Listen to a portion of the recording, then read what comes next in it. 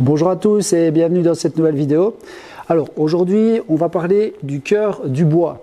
Je suis occupé à débiter des montants de porte et donc c'est l'occasion pour moi de vous montrer un petit peu pourquoi est-ce qu'on retire le cœur du bois, étant donné que pour les montants de mes portes, idéalement c'est d'utiliser du quartier ou du faux quartier, d'accord? Pour les traverses, pas spécialement, mais j'y reviendrai peut-être plus tard, peut-être demain, en fonction d'où je serai dans l'avancement de ces fameuses portes. Mais c'était l'occasion de vous expliquer pourquoi est-ce qu'on retire le cœur du bois ou le cœur de l'arbre lorsqu'on fait un débit pour les montants, donc quartier, faux quartier, et pourquoi surtout est-ce qu'on doit éliminer le cœur. Alors ce week-end je suis tombé par hasard de nouveau sur une petite publication sur Facebook qui expliquait qu'on retirait le cœur parce que le cœur se décolle du centre de l'arbre. Alors ça c'est totalement faux. Le cœur de l'arbre qui se décolle, c'est uniquement s'il y a de la roulure qui est généralement dû à un gros coup de gel qui empêche en fait les couches du bois d'adhérer. Donc là, coup de bol, il y avait un cœur qui s'est décollé et la personne en a déduit que d'office, c'était à cause de ça qu'on devait retirer le cœur. Or, pas du tout. J'avais vu aussi une publication qui expliquait que lorsqu'on fait un plateau de table, on peut utiliser le cœur et couper dans le sens perpendiculaire aux fibres pour libérer les tensions et cela stabilisait le cœur.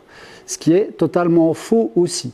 Alors, ces deux exemples, je les donne pas pour critiquer, mais surtout pour vous dire, si vous tombez sur ce type de publication, de nouveau, il ne faut pas croire tout ce qui est écrit, comme vous ne devez pas spécialement croire ce que je vais vous dire, d'accord? La seule différence, c'est qu'ici, je vais vous expliquer et vous montrer pourquoi est-ce qu'on retire le cœur et surtout à cause de quoi est-ce qu'on doit le retirer. Donc ici, vous avez une pièce de bois qui reprend le cœur de l'arbre ici au centre, d'accord? Ensuite, j'ai fait toutes des tranches avec mon crayon qui pourraient correspondre à de la dosse au-dessus, de la contre-dosse en dessous, etc. pour en arriver à du quartier, c'est-à-dire les parties droite et gauche du cœur, d'accord? La partie au-dessus et en dessous du cœur vont être plutôt du faux quartier, d'accord? Donc les parties qui vont se situer à droite et à gauche du cœur seront du quartier.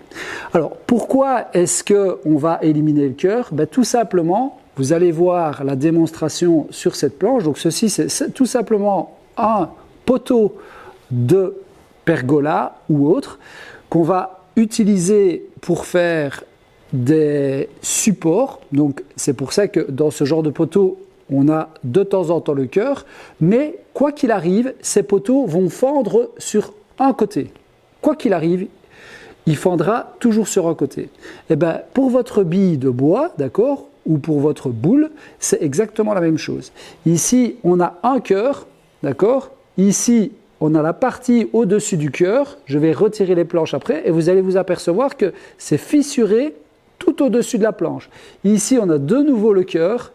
Et ici, on a de nouveau un cœur. Alors, vous avez remarqué, et vous remarquez que le cœur adhère parfaitement à la planche. Donc, dire que le cœur n'adhère pas, et c'est pour ça qu'on retire le cœur, c'est totalement faux. D'accord? Le cœur adhère parfaitement aux fibres du bois à partir du moment où il est sain et il n'a pas été soumis à des gelées trop importantes. D'accord?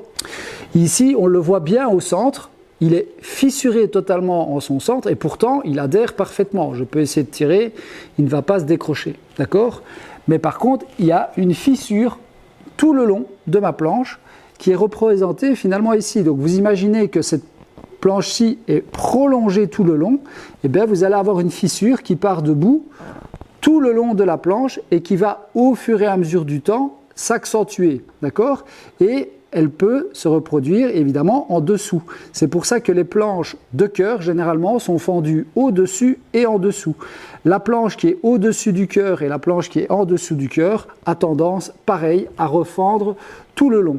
Donc qu'est-ce qu'on fait? On retire la partie droite et la partie gauche du cœur en regardant tout simplement la taille de la fissure. Et c'est important de retourner sa planche, je vais vous montrer pourquoi. Parce que des fois, d'un côté de la planche, on ne voit pas la fissure, mais de l'autre côté, on la voit. Et vous allez voir un bombé, et c'est sur ce bombé que vous allez devoir observer et analyser où la fissure se situe pour éliminer cette partie, parce que quoi qu'il arrive, dans le temps, une fissure se créera au-dessus ou en dessous. Donc que vous fassiez des lignes perpendiculaires à la planche pour soi-disant libérer les tensions, ça ne fonctionnera pas non plus. La fissure viendra quoi qu'il arrive dans le temps, puisque les tensions doivent se libérer quoi qu'il arrive d'un côté ou de l'autre côté du cœur. Je vous montre les planches pour vous démontrer qu'il y a des fissures sur toutes les planches, d'un côté ou de l'autre, qu'il faut bien veiller justement d'un côté à l'autre s'il y a des fissures. C'est pour ça qu'un plot peut être joli sur une face et quand vous le retournez, voir une fissure, surtout sur les plots de cœur et juste au-dessus et en dessous du cœur.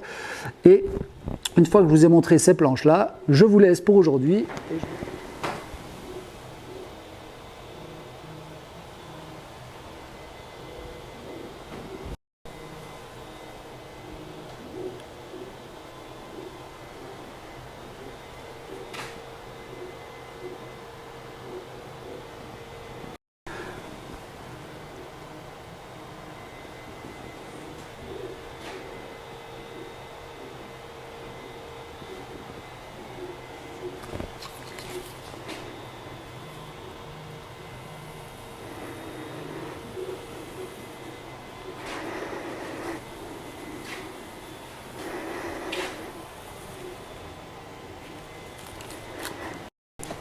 Donc voilà, ici, on voit bien la planche juste au-dessus du cœur. Je les ai disposées telles qu'elles étaient sur la boule de bois.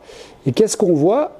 Le dessus du cœur et au-dessus, hop, on a une fissure tout le long qui est reprise et donc qui va se reprendre, quoi qu'il arrive, d'un côté de la planche.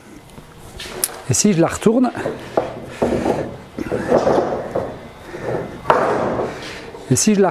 on a vraiment le sentiment, en regardant uniquement ce côté-là, que tout va bien, qu'on pourrait l'utiliser sans aucun problème.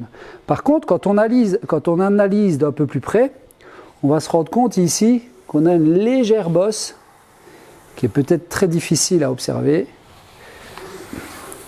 Donc ça veut dire que dans le temps, cette planche-là, quoi qu'il arrive, elle va fissurer et donc sera totalement instable.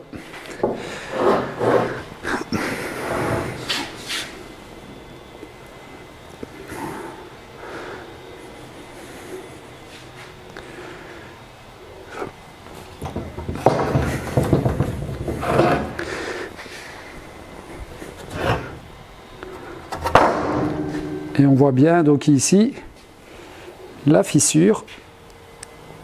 Et pourtant, quand on regarde l'autre côté, on a le sentiment qu'elle est utilisable. Mais pourtant, regardez, il y a une fissure ici, tout le long.